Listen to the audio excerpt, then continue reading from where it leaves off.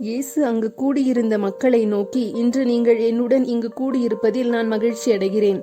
நான் உங்களுக்கு ஒரு முக்கியமான கதையை சொல்கிறேன். இது ஊதாரி மகனின் கதை. நீங்கள் அனைவரும் ஒரு பாடத்தை கற்றுக்கொள்வதற்காக நீங்கள் இக்கதையை கவனமாக கேட்க வேண்டும் என்றார். ஒரு காலத்தில் ஒரு குடும்பம் இருந்தது. அக்குடும்பத்தில் தந்தை மற்றும் 2 மகன்கள் வாழ்ந்தனர். அந்த செல்வந்தரான தந்தையை அவரது இளைய மகன் அணுகினான். அவர் பரம்பரையின் தனது பங்கை கேட்டான். தந்தை தயக்கத்துடன் சம்மதித்து தனது சொத்தை 2 மகன்களுக்கும் பிரித்து கொடுத்தார். இளைய மகன் தொலைதூர தேசத்திற்கு சென்றான். ஆடம்பரமான மற்றும் பொறுப்பற்ற வாழ்க்கைக்காக தனது செல்வத்தை வீணாக்கினான். விரைவில் அவன் பணமெல்லாம் தீர்ந்தன.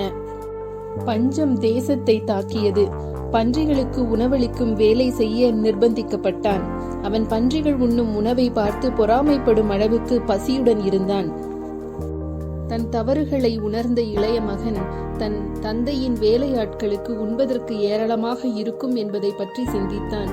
அவன் வீட்டிற்கு திரும்பி தனது தவறை ஒப்புக்கொண்டு ஒரு வேலைக்காரனாக நடத்தப்பட வேண்டும் என்று முடிவு செய்தான்.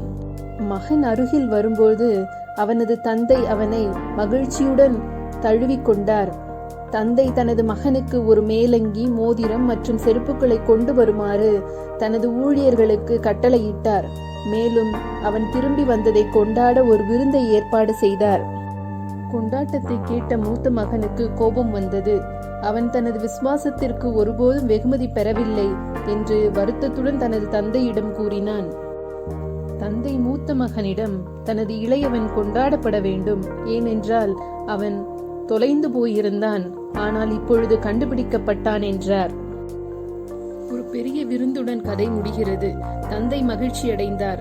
தனது மகன் இறந்து விட்டான், ஆனால் மீண்டும் உயிருடன் வந்திருக்கிறான். தொலைந்து விட்டான், ஆனால் இப்பொழுது கண்டுபிடிக்கப்பட்டான். இயேசு இவ்வாறு விவரிக்கிறார்: நாம் சிறந்தவர்களாக மாற முடிவு செய்யும் வரை நாம் தீமையான காரியங்களை செய்தாலும் கடவுள் நம்மை அன்பு செய்து ஏற்றுக்கொள்கிற கிருபை நிறைந்த இறைவனவர்.